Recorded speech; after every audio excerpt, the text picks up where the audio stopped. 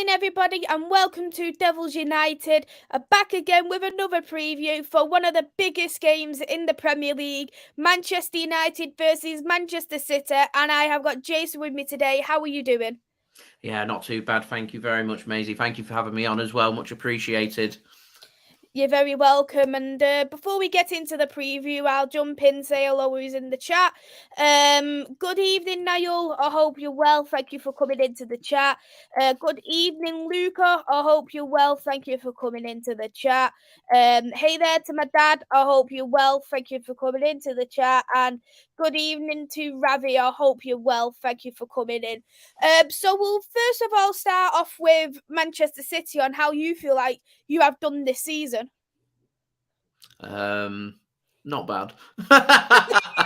not bad. Not bad. I think the expectation for City is so high that season upon season, you always reflect at the end of the season. You're thinking, what can you do to improve? What can you go on to hit the heights of doing in the season after? And when you've won the Premier League back to back, you're thinking to yourself, you want to go and win it a third time. And I feel like the Premier League this season, a lot of the teams, including United, Arsenal as well, have just been vastly much more improved. They've been playing catch up now for a good couple of seasons. That I feel like the bridge, that gap is getting smaller and smaller season upon season.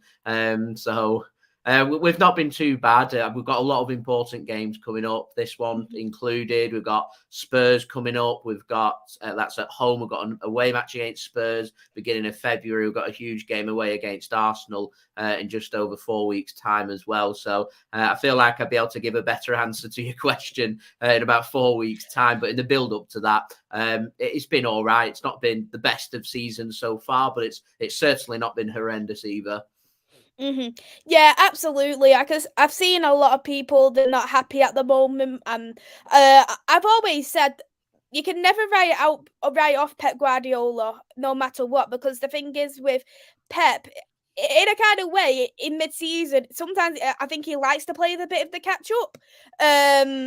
And because this is where, for me, when City start to put on like from gear 2 to gear 3, and then they'll start winning a lot of points, and you do seem to see that a lot. And I think realistically, because I've seen City fans are saying, "Oh, we're out the title race now," but you really can't write it off right now.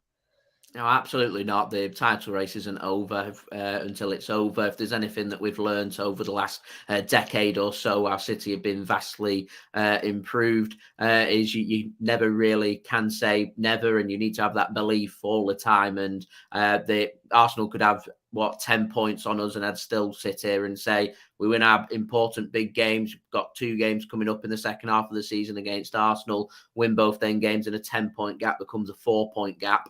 Points will be dropped by both teams between now and the end of the season. So it's just all about showing that consistency when it comes to the big important games. And we've got some very big ones coming up, and starting here with this huge Manchester derby at Old Trafford.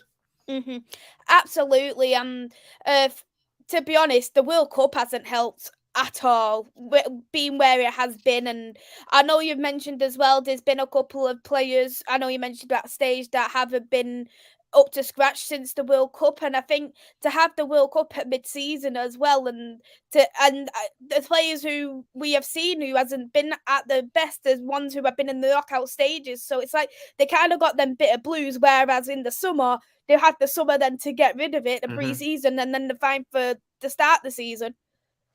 Yeah, it's almost like some of the players have come back, because I'm not sure about what United have done with your protocol with your World Cup players, but at City, we gave at least 2-week break to every single player. Yep. So we've had players joining up at different parts of us returning back to Premier League action. I mean, Julian Alvarez didn't come back to City until New Year's Eve in our match against Everton, whereas other players had returned training a good 2 weeks before. So there's players at this moment in time that are more prepared and sharper than some of the other players. And the problem that we've had at City, I say it's a problem, it's a good problem to have, but our first couple of games when we came back after the World Cup against Liverpool at home in the League Cup and against Leeds United United away from home, went with near identical squads for both them games, which was a rotated team, a pretty weak team from City, but they're two good performances, two good wins, and all of a sudden Pep Guardiola's had a bit of a selection headache when you've seen the big superstars return back from the World Cup, and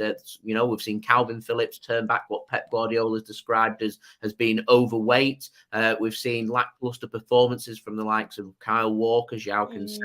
Phil Foden's really struggled to hit the heights for City as well since coming back from World Cup duty with England. So I think it's up to Pep to try and find a way to keep everybody happy and find a good mould, because at the moment City have been doing a lot of rotation game on game. I'm talking a good 3, 4, 5 changes every single game. We're not really seeing a settled back four, and we face a big problem right now. We're going into this match against you guys on Saturday afternoon, where I don't know what City's lineup's going to be. I don't know what our strongest 11's going to be. I don't know whether City are going to be playing with a back four or a back three. And it can be, I imagine, for the players pretty unsettling, and it could look a little bit disjointed. So I'm not too sure what to expect from City. The one thing I'm really hoping for from us, though, unlike last night in our match against Southampton, I'm just hoping that we'll be able to go out onto the pitch and really give our all, because we don't ask for it anymore.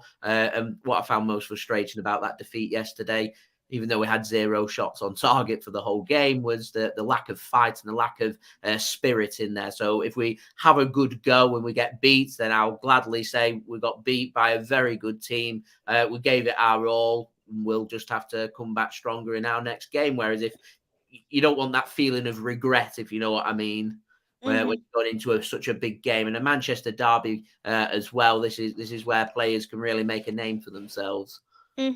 Yeah, absolutely. And going on to the World Cup, I think some of our players did have a bit of a break. Martinez, he didn't start till the last game, which was the Charlton game. That was the first start he had since the World Cup. Players like Rashford, he come back early. So did Varane, because they wanted to get back into the squad. They wanted to get back into the routine. Dalot was injured, what didn't help in our favour, but it worked for Wan-Bissaka.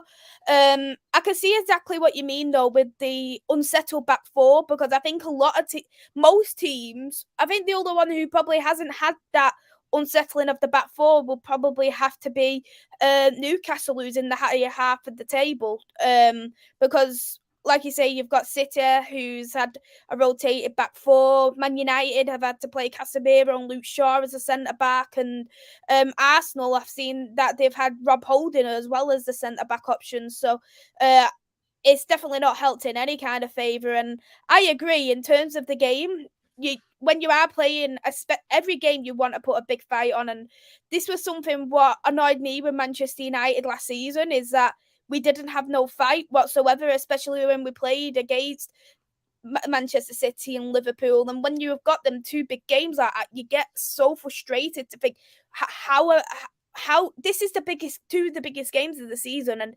if you can't put a fight on against these 2 teams, what are you doing wearing the badge?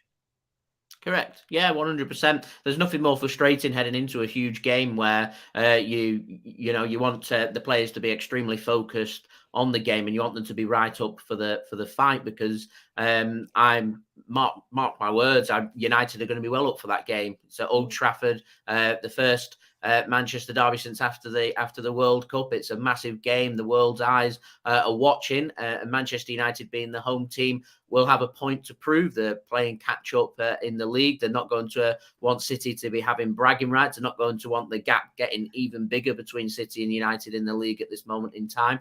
So I'm expecting United to really turn up, try and rough up City, and try and outmaneuver us. Eric Ten Hag's a very, very tactical manager, just like Pep Guardiola is. So we're going to see 2 very big tactical battles on the field. And what I'm hoping for here is we're going to see a feisty game, an attacking game, an entertaining game, end to end, and 2 teams really putting it out there on the pitch.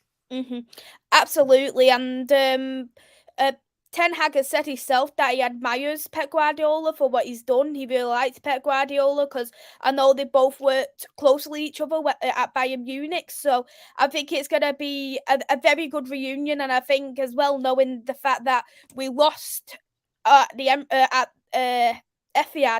6-3, which first half was absolutely poor. Like,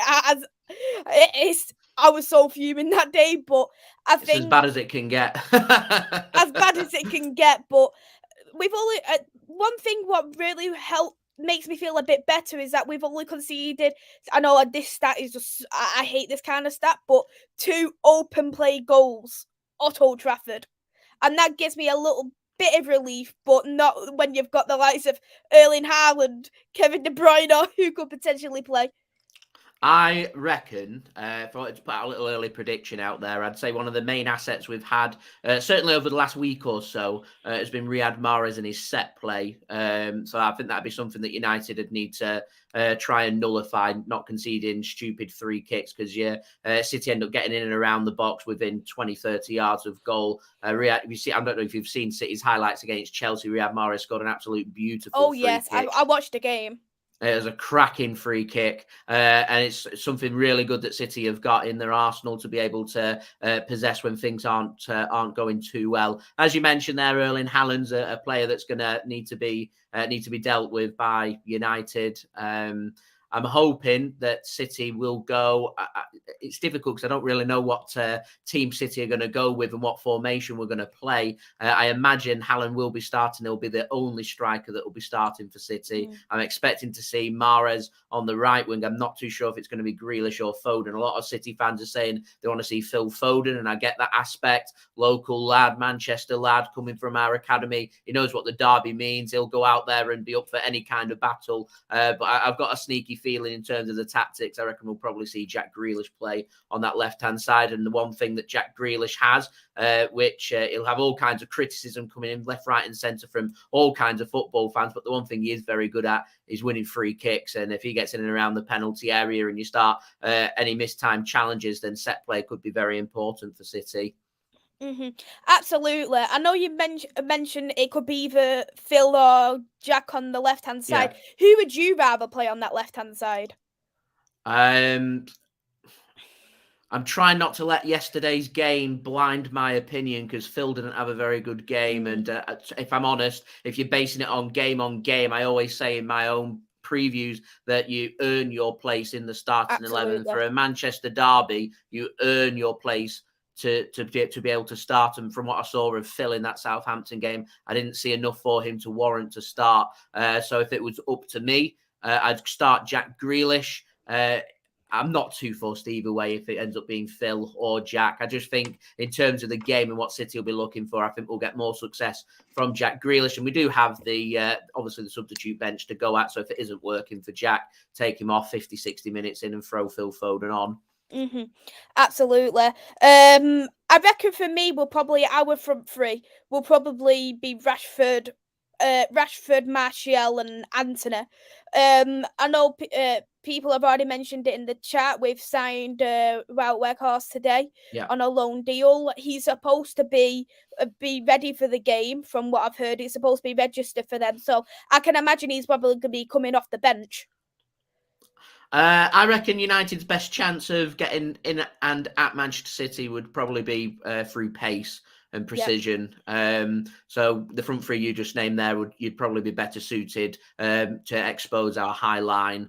There's talk before the game, as I was just mentioning there with Phil Foden, you've got to earn your place in the starting 11. Kyle Walker didn't have a very good game, but I'd be very, very surprised if he doesn't start in this game, because whilst we play a high line, is our only quick fullback that we've got that's going to be able to keep up with the pace to try and man mark. I presume it'd be Marcus Rashford that'd be put on to be able to man mark out of the game. And he is very good. If we get Kyle Walker and tell him your job is to make sure you stay within a yard of Marcus Rashford at all times, you don't give him any space, you don't show him any space, you don't show him onto his left or to his right, your job is just to completely nullify him out of the game. Then Kyle Walker can do that. Saw that from the England game against France with Mbappe. And Gareth Southgate Southgate, I reckon team talk there. He's just said he's watched City against PSG. We've played them numerous times, and every single time Kylian Mbappe's been dealt with by Kyle Walker. So when it comes down to man marking, I think Walker would be fine. But the problem we've got, Rico Lewis, youngster at City,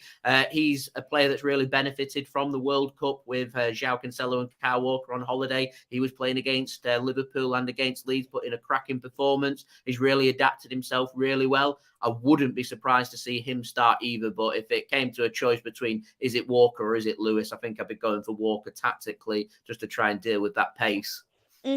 Yeah, I definitely do think Kyle Walker would be probably the best beneficial player to play in that defence, because I think Kyle Walker defensively, I think he's absolutely brilliant and he's very good on his one-on-ones. I think Rico Lewis has been absolutely outstanding and he's put his name, didn't he? He was on the Champions League and didn't he score or he assisted did, on his yes, debut? Yeah. He's a cracking player. His role at City since he's made himself known into the first team squad has very much been his job's more of an inverted wing back who will go and support Rodri in defensive midfield, and he sits in that hole really well, and that's something City have been playing for weeks and weeks and weeks, which is tend to go with a back three, and we'll give a little bit more freedom to one of the defenders. It's normally Nathan Ake that gets given the freedom, and then the job of Lewis and Rodri would be to sit deeper so there aren't any holes. City are very, very tactical when it comes to when we're on the ball and when we're off the ball, which I'm sure Erik ten Hag will be very much aware of, and he'll be looking for ways to be able to exploit that. And I think the way that United are going to be able to do that is just to have a go at City, try and push hard, and really take the game to City from an early perspective. Southampton did it very well yesterday. First 20 minutes, they were on us, pressing us, forcing the issue, and we struggled. We played against Everton. We never finished that game off at the Etihad. Because of it, Everton decided to come forward. One chance, one opportunity, one goal. Leeds United didn't create very much against us. We might have won the game by 3-1, but managed to create one opportunity, one goal. So if United have a pop at us, opportunities will be there. And if you're clinical in front of goal, literally anything can happen. Absolutely, you're spot on. And it's the thing that with a derby, anything can happen in a derby. So that's the beauty of the game. We'll go into the comments. I know a few people have got some questions for you, Jason, as well. Yep. Hey there, Hafsel. I hope you're well. Thank you for coming in. Hey there, Chloe. I hope you're well. Thank you for coming in. Ravi's got a question in regards to Cole Palmer. Do you feel like he may claim his place in the first team, or do you think he needs some more time? Cole Palmer's he's a young lad. He's a teenager. He certainly won't. I don't think he'll be featuring in this game. He did all right against Chelsea. People were accusing him of being greedy when he had his opportunity. Should have squared it for a tap in. He didn't. He went on his own trying to make a name for himself and try and grab that goal. It didn't happen. I think Cole Palmer, all he needs to do is sit down, listen to. He's been led by Pep Guardiola. All he needs to do is turn up for training, listen to everything Pep Guardiola says to him. He'll naturally become a better player because of it, because he's a world-class coach. And as long as he just keeps applying himself and believing in himself, I think he'll be absolutely fine. And as football players, there's going to be days where you don't have a very good game, and it's all about how you respond to that rather than letting these bad games define who you are. Absolutely, and sometimes, because he wanted to put a name on, like, people remember the bad games before they remember the good games of some players, and I think sometimes that's a bad thing about some youth players, is because they want to make the name themselves so quickly. They don't want to be seen as the academy flop. But going on to Cole Palmer as well, like, some people say he's a winger, some people say he's a striker. Which position is it?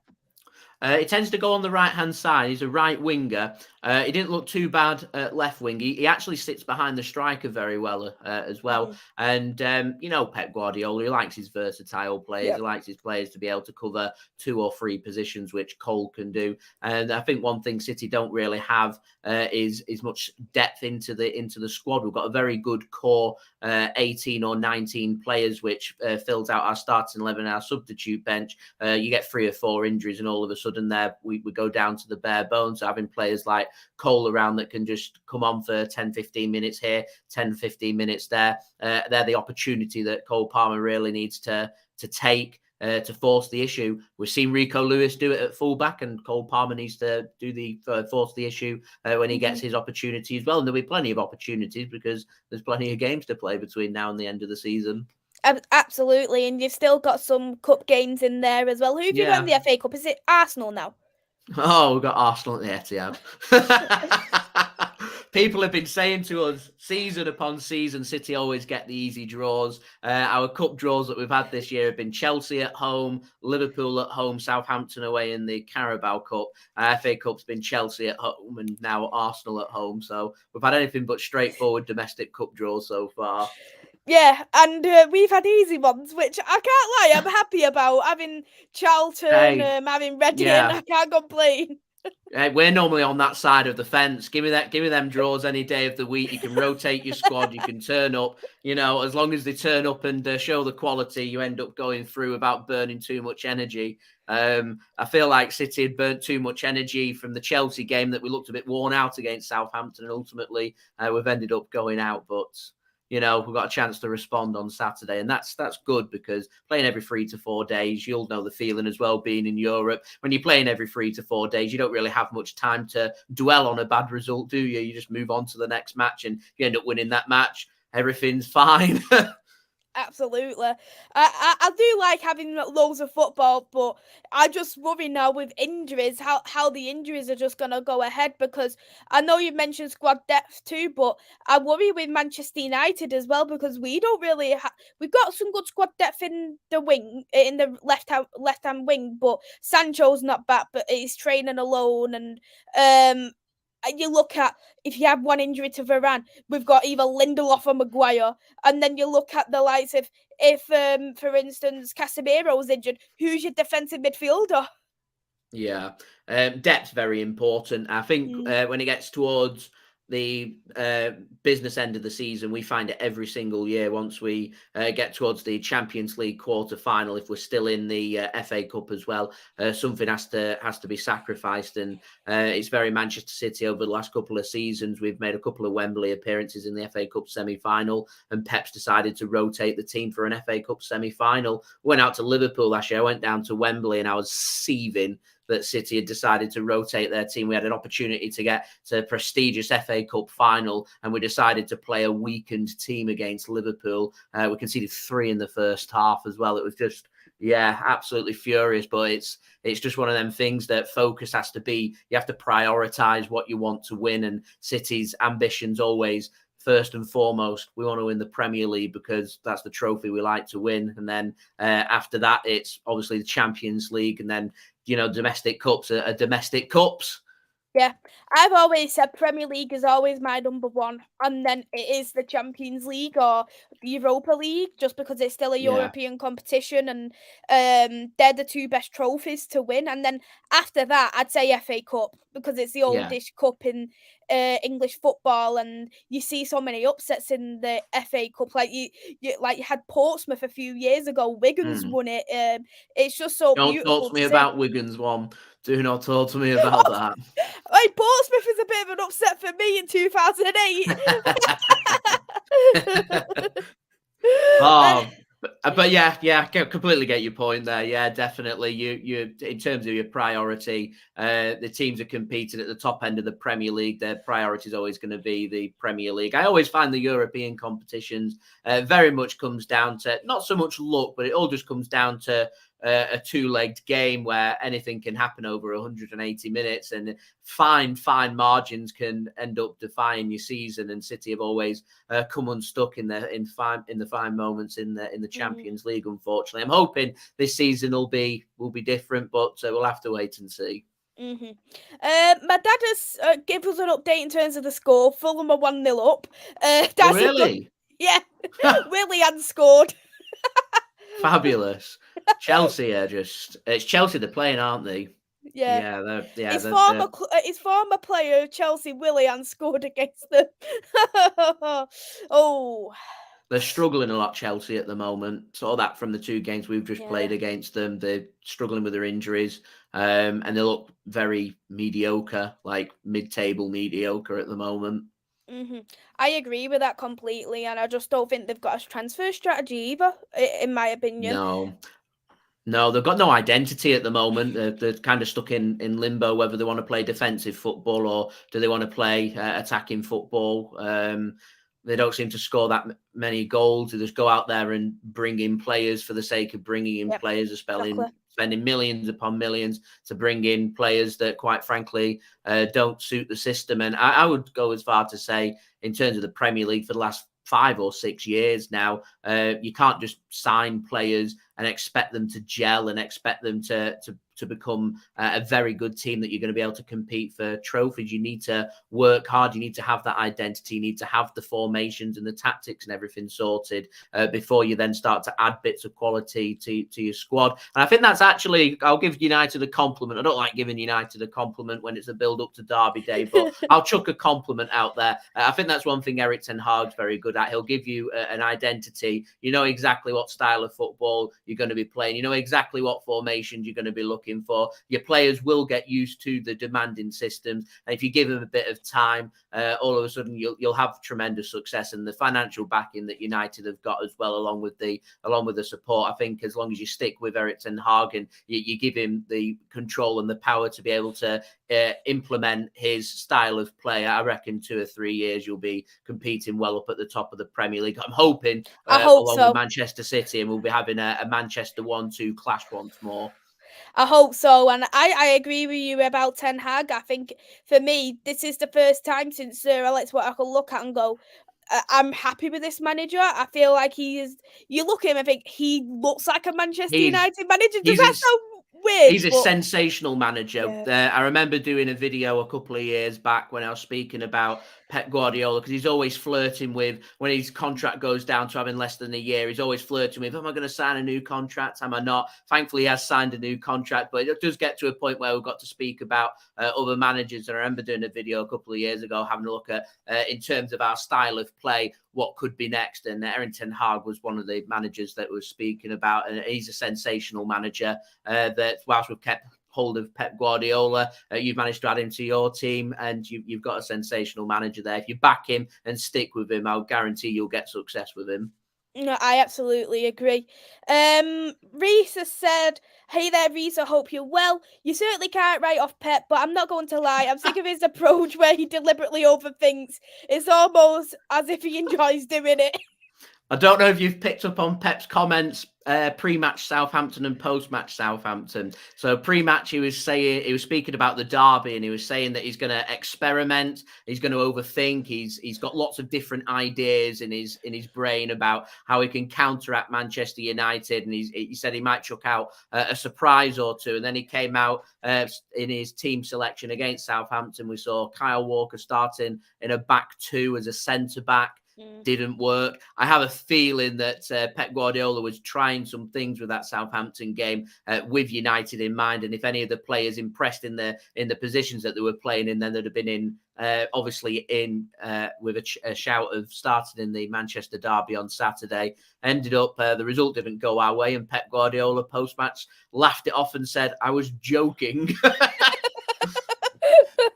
So I've no idea. Pep Guardiola, honestly, every week on week, game after game, I have to sit down and do a preview. I have to try and predict a Pep Guardiola team. It's a very difficult thing to do because I have no idea what's going on in his head. When it gets to big games, he does overthink. Sometimes he gets it right, sometimes he gets it wrong. I think it's just something as a City fan we've got used to now, but it can be very frustrating, particularly when it doesn't work. But on the other side of things, sometimes it works incredibly well.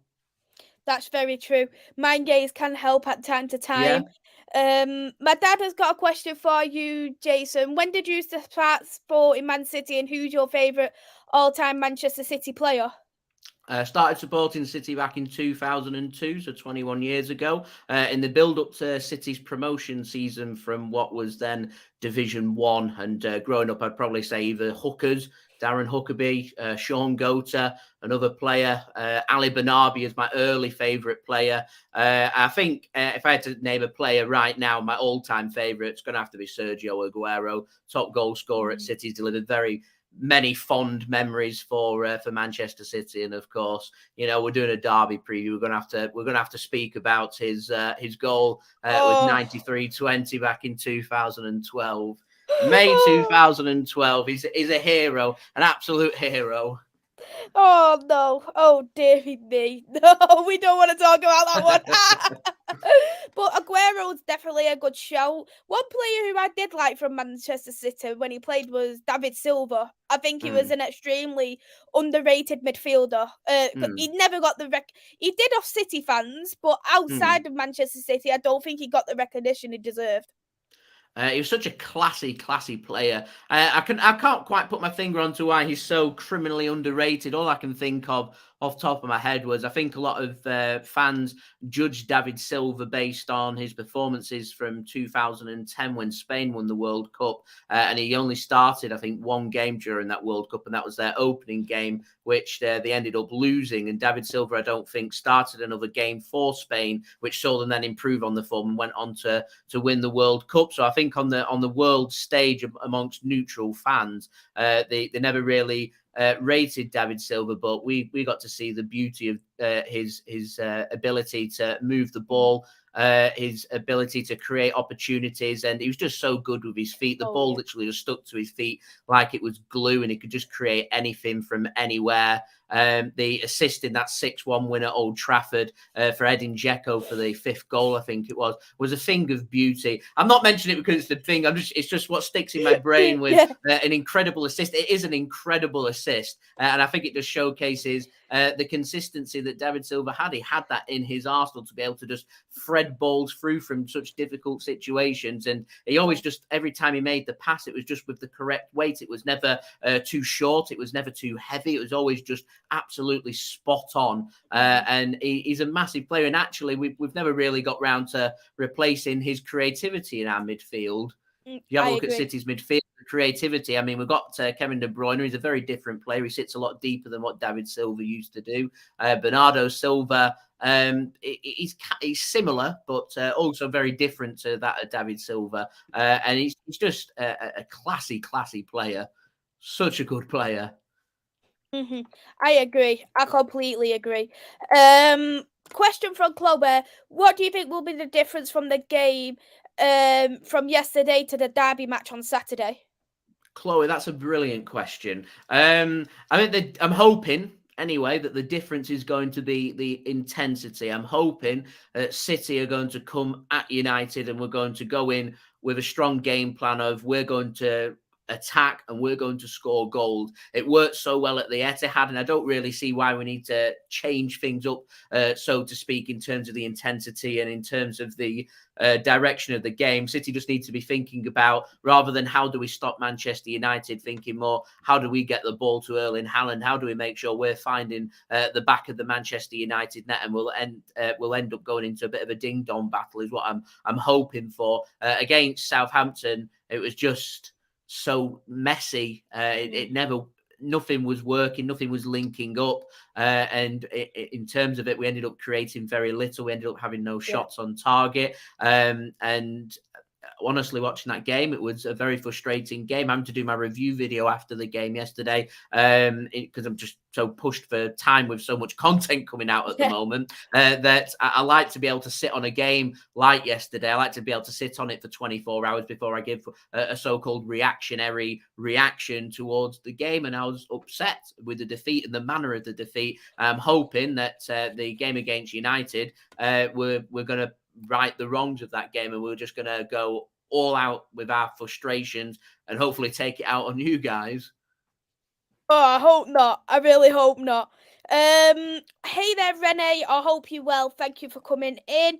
For Niall, for me, I'm happy with the draw against Forest. I think it's I'm not going to write off Forest in terms of, I think at their ground, I think they're absolutely great. They've got the majority of the points at their ground, but I think we can do a little bit of rotation. We can afford to play Garnacho and as well, I just think that one positive is probably Dean Henderson not playing. We refused him to play after that nice little celebration he done after saving the penalty. So I'm looking forward to it. I think Forest want a bit of revenge after the other few weeks ago, and Forest fans are not a particularly good, don't particularly like us from what I've heard. So they'll definitely want revenge, that's for sure. Ravi's got a question here about Erling Haaland and what you think of his form since he's joined. He's Premier League's top goal scorer. He's on track for 40 goals in the season, so I can't really criticise him, can I? he's what we're seeing at City, and I think it's going to happen. It has to happen. You're going to see games where Haaland might go up 2 or 3 games without scoring a goal, and then all of a sudden he'll come out, he'll be on it, and when he's on it, he'll end up scoring 4 or 5 goals in a game, and the average ends up just working out as a goal every single game. And it's been a bit of a difficult January for Haaland. I mean, he's sat out the last couple of games. He's not started the last couple of games for City wanting to give him a little bit of a rest. And then so he's ready to start these games against United, against Spurs, in our next couple of games to make sure he's ready and raring to go. And I'll guarantee right now in them 2 games, I'm sure Erling Haaland will come out with at least a couple of goals as well. So I've got no concerns over Erling Haaland. His job is just to sit at the top end of City's attack and make sure he's in the right place at the right time to put the ball into the back of the net. He's one of them players, your defenders are going to have to be on it. You give him half a yard. Yeah. His legs are so long. Trust me, I've seen time and time again where it just looks like the ball's going to go out of play and you just see a 6'4" leg just come out of nowhere. Yeah, that one against Southampton. Yeah. Even though it was off target, that Southampton one where it was a corner, or was it a throw-in or something like that, and then he literally had a touch on it, and I thought, how the hell did he touch that? It was miles behind him, and what was good about that was he not only managed to get his foot onto the ball, he got a very good clean connection onto it, just looped over the crossbar, didn't it? It's just something you've got to be wary of. And also City have been, over the last couple of games, we've been putting a lot of low balls across, so he will read into space. He threads himself in very well. He's very situationally very aware. So he needs to be almost man-marked out of the game. What City will end up doing if it's not going our way, we'll end up crossing, and I think that'll suit United. I mean, Haaland might be 6'4", but you've got a tall centre back there. You man marking out the game. You win them headers, and we'll see. I'd say our best success we've got is just trying to loop towards balls towards the back post and have Haaland on the end of them is what I'd be looking for City to get him involved. His one-on-ones have been a bit hit and miss. I wanted to add a little bit of criticism in there. Sometimes he's been pretty lethal in front of goal. There's other times where he's been guilty of missing some very good opportunities. But that's just how Man City play. We create a lot of opportunities against a lot of different teams. You're not going to score them all, are you?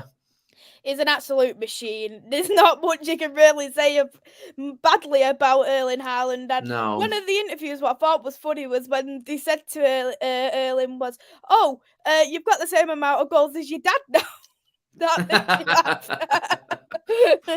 He's got a really good personality, Erling Haaland. He really suits the City dressing room. He's actually very sarcastic as well, which I love a bit of sarcastic humour. Yeah. So he's a good lad. He's a good player. He scores lots of goals. We just need to find a way of making sure that he said his dream is to have 5 touches in a game and score 5 goals, and that's what City need to do. Get him in them positions, he'll put them in. Absolutely, I agree. Hey there, Andrew. I hope you're well. Thanks for coming in. He's gone for a 1-1 draw, and if he gets it right, he'll have the 6th correct score off Man United. My dad's gone for 2-1 for United. Renee's gone for a 3-1 for Manchester City as well. And hey there, Vincent. I hope you're well. Thank you for coming in. A question from Reese is, who would you want as Manchester City manager after Pep leaves? Oh, what? We've got Pep for a few more years, so I don't really have to think about that. You make a very good point there with Mikel Arteta. He seems ready-made for Manchester City, really. I do. It might come across as a little bit arrogant from Manchester City. I reckon if the day comes where Pep Guardiola wants to walk away from Manchester City, I think City, the board, know that one phone call to Mikel Arteta and they say, please come and join us. I think Mikel Arteta would gladly take that opportunity up. He's worked with Pep before. He's worked with Manchester City before. He wanted his chance at first team football. He's got that with Arsenal. He's obviously been a former Arsenal player as well. I think he's got a lot of love for Arsenal, but I think in terms of, progression, 2, 3, 4 seasons in charge at City with the backing that the board have. I mean, he's literally can go out there and change the systems if he wanted to. He can sign any player that he wants to at City. Obviously, you would think, more times than not, you have the guarantee of Champions League football at City as well, season upon season. So Arteta would probably be my pick. Elsewhere, I would have said Luis Enrique before. That was the name that comes to me straight away for Man City. Before the World Cup, he's not had too great of a World Cup with Spain. He has been previously linked, where before Pep signed his contract, I was keeping an eye on which managers were being linked, and his name was coming up quite a lot. I think City have got pretty good relations with Barcelona and that little link, so maybe there. Other than that, I'm not sure. We're facing the difficult issue, though, that once Pep Guardiola does leave, how do you replace, in my opinion, the best manager in the world? It's hard to. It's a problem. One day it's going to be a very serious problem for us, a very serious problem when he decides to walk away. But I think we just need to enjoy Pep whilst we've got him. Mm-hmm. And to be honest, I don't think there's not many top teams right now, and especially ones that need a manager. No, they all seem to be filling up their vacancies pretty well. So I can't see Pep Guardiola leaving Manchester City anytime soon. I think if I was to speculate, it would take for him to achieve everything at City that he wants to achieve. I think if he won the Champions League, he might contemplate potentially having a season off and going somewhere else. But Pep Guardiola's got it really good at Manchester City, hasn't he? He gets the backing of the board. He's getting a say on the transfers. I'm not sure if he's the highest paid manager, but he's certainly one of the highest paid. I think he's on like 30 million a year. Wow. So, if you're on 30 million pound a year, why are you gonna walk away from that? Question from Niall: does Calvin Phillips need game time and go out on loan? Am I allowed to swear on your channel? If you want to swear, go ahead. I'll give you the green light. Thank you. From what I've seen of Calvin Phillips at the moment, I think we've been sold a dud, and he's come across as really fucking shite. Really, really bad. I mean, he started his first game for us. He did 45 minutes. Sorry, I think he did a little bit more. I think he did 55 minutes, but the first 45 minutes, that first half, I saw enough, and I was just wishing we had Rodri on the pitch. I don't know whether that's just because Rodri's so damn good that you just get used to having a brilliant player there, that when you bring somebody else in, they're just not that good. I personally think Leeds have pulled our pants down. £44 million for a player that's not even 10% of what Rodri is. I don't think loan's an answer. There's interest from West Ham. Declan Rice will probably end up leaving in the summer. I'd be saying to West Ham, give us as much of that money back as possible, and we'll go out there and look for somebody else. Mm-hmm. Yeah, I definitely see your point. Here's a question from Ravi as well for both. Where could both teams have the most joy in the game? For Manchester United's point of view, I think the pace will really hurt massively if City do go out all attacking. Rashford, Antony, and also Martial. Antony likes to score from outside the box. And I think as well, another joy, what could be useful is Casemiro, which was the difference between the last game. And I think if he's able to break down the play of Kevin De Bruyne, because most of Haaland's goals have come from De Bruyne, I think that really works in Manchester United's favour. What about you, from a Man City point of view? Where could you see the most joy? A lot of people say right back area, but... That's a good question. I've been trying to think about my answer there. If Riyad Mahrez is on it, Right wing for City would be a really good outlet. I mean, Riyad Mahrez was our top goal scorer last season, and just over the last week or so, we started to see him hit form, and he's an incredible player. And we've struggled at times with our wingers, so I'm happy to see Mahrez finding a little bit of form. So I think there could be a bit of success there. Bernardo loves the game against United. He loves the big games, doesn't he? He loves winding anybody and everybody up. So I'm hoping he'll be able to have another good game. He loves a goal at Old Trafford too. But as we've already spoken, I think City's success from this game is making sure that Haaland's put into them positions. If Haaland's put into them positions, he'll score goals. It's plain and as simple as that. We could sit here all day and speak about City's midfield and build-up play in terms of Rodri, De Bruyne, Bernardo Silva, etc., etc., etc. But at the end of the day, you need to find the striker, and the striker needs to find the back of the net. And I think that'll come down to the fine margins of this game. I think it'll be a pretty close game, actually. It'll just come down to the team that's obviously most clinical in front of goal. I think first goal, the team that scores first in this game wins the game. I don't think it'll be a draw. I think there'll be a winner. Ooh, I don't know. I was leaning towards a draw, to be honest. I think it's just going to be I can see if United end up taking the lead, I can see City getting frustrated. I can see us getting a little bit flustered. And if that does happen, United need to do what Southampton did on last night, which is continue going at City and push for that second goal, because when we concede, we tend to have a 5 or 10 minute bad spell where we're all over the place. And if you can capitalise upon that and grab a second goal, we're really struggling. And vice versa, City end up grabbing the first goal. United need to remain calm, remain vigilant, and ensure that City don't end up getting that killer second goal. Because if you do get that killer second goal, I'd say that's probably the game done. Yeah. Hey there, Jordan. I hope you're well. Thanks for coming in. My dad has a good question, which I wanted to ask. Your favourite derby game? Ooh, that's a good question. That's a very good question. My favourite derby game, probably the one, arguably, that potentially won us the league, where Vincent Kompany headed in just before half-time back in 2012. It's a massive turning point for Manchester City in our modern history. That goal, that was the game, in my opinion, that showcased Manchester City in terms of the Premier League here.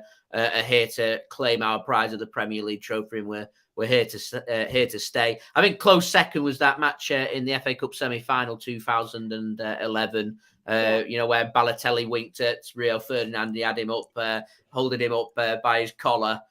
City won 1-0 thanks to Yaya Toure. That was another poignant turning point in City's modern history, and showcasing actually we're ready to go and win our first major trophy. And that bloody awful banner at Old Trafford ripped down. I was pleased to see. Yeah, I think my favourite one would have to be probably the one under Jose Mourinho, the 3-2 win, where Pogba scored 2 and Chris Smalling scored 1. And for me, it was so neck and neck throughout the whole game. I think Pogba scored, got it to 2-0, and then City made it to 2-2, and then Chris Smalling got the goal. And I just think for me, it just shown a lot of fight from Manchester United, and we've had a couple of good games at the Etihad, but I just think for me that was the game where I feel like Manchester United shown the most fight in the derby in a very long time. And another one I'd have to go to would obviously have to be that probably the last minute Michael Owen goal as well. No. I'm sorry. You know what? How many years ago is that now? I'm still not over it. Was it 2 minutes? It's not even in added time. It's 2 minutes overtime in added time. But Craig Bellamy scored a cracking goal for that equaliser. All our hard work was just undone and just robbed and taken away from us. I was seething that day. I remember watching the game. And no. I'll finish off with this last question from Chloe, because I thought it was a really good question. Is if you could pick a player from the other team to play for your team, who would it be and why? I always get asked this question, and when I pick it, I always look at it based off the current Manchester United squad and what do we need. And for me, I'm just gonna say it like this was probably gonna be the easiest one going. Erling Haaland. We need a striker. what better player to have than Erling Haaland as a striker? 100%. A pretty easy question that for you. Yeah. I think what would I take? I'd probably say Casemiro because I think he's class. I think he's a brilliant player. It's not really what we need. I mean, we've got a great holding midfielder already in Rodri. It'd be a big improvement on Calvin Phillips, but traffic elsewhere in the squad. What City are looking at? I mean, we're crying out for a left back. I'm not too sure I'd take Luke Shaw. We've got Malacia, but he's still pretty raw at the moment. Yeah, I mean, City are needing someone seasoned. Yeah. We normally tend to go for up and coming and signing players that are normally 23 years old and under. In my opinion, I think we're needing a bit of experience at left back. So I'd be tempted to spend a little bit more and bring somebody in that might be a little bit more seasoned, so to speak. So I probably wouldn't take Luke Shaw. Casemiro, I'd certainly take. Who'd you play, Casemiro or Rodri? Who'd be your number one then?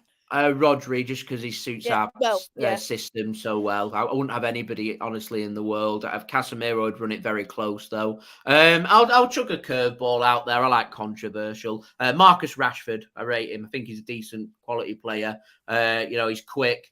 He always seems motivated in the big games. And I think City were getting linked if he wasn't going to... He signed a new deal, hasn't he? He's close to signing a new deal. Close to, because it's gone very quiet. Because I know City's name was getting put out there, and I thought that was a very interesting little transfer to keep an eye on. Because he's a decent player. He has pace. He can play out wide. And the one thing City lack in terms of our attack is we don't really have any pace. We've just got lots of wingers that like Mahrez, Foden, Grealish. They all do the same job, which is cut inside. Rather than take the man on, and Rashford's got the ability with the pace that if we're going up against a team with a high line, he can just knock it on and do a kick and chase, so to speak, and offer something a little bit different, which, we've let Sane and Sterling go, and we've had our pace taken away from us, unfortunately, up top. I'd probably go Rashford. Yeah, we'll wrap it up here. Thank you so much, Jason, for coming on. It's been a great show. Thanks for having me on. Oh, you're welcome. Would you like to tell everybody where they can find you on the socials? Yeah, no problem. You can go check me out on YouTube. You just put JSGC in, and I'll pop up on there. If you want to go and check me out, I cover all things Manchester City, including doing a live watch along of this game on Saturday. If you want to come in and pop in and say hello, that'd be much appreciated. If you go check me out on Twitter, it's at JSGC171, giving all of my horrendous thoughts on there. If you want to go and follow me on there, and Instagram, it's just at JSidlow. If you want to go and check me out on there too. I don't really post much on Instagram, but you can still check me out if you want. What score are you gonna go for? 2-1 City. I'm going for goals for Haaland and Bernardo Silva. Niall's gone for 3-2 for United. Vincent said my dream 9-0, but I got for 4-1 for United. And Chloe's gone for 2-1 for United. I went more narrow and I went for 2-2. So fingers crossed. You're sitting on the fence. You're sitting on the fence. I am. I still don't feel overly confident just because of the forward players City have. I know they can cause a lot of damage, and but every time Ravi predicts us to lose, we either win or draw. So I feel a bit more confident now. I think there's a winner. I don't think this will be level. I think with how we play, we're playing catch up to Arsenal. We need points, so we'll commit. There'll be space at the back late on. If it's 1-1, for example, if it's level, City will commit because a point right now, not really much use to us. Yeah, and if you lose, blame Rather. He's the jinxer in all this. But thank you again, Jason, and thank you everybody who's watched and given all the great questions. We'll see you in a few weeks' time, as I'll be back then, as me and Chloe are going away to Barcelona. So, I didn't need to know that. I'm so sorry. I'm so sorry. I've made Jason jealous here, but thank you all very, very much, and we'll see you in a few weeks' time. Take care and bye-bye.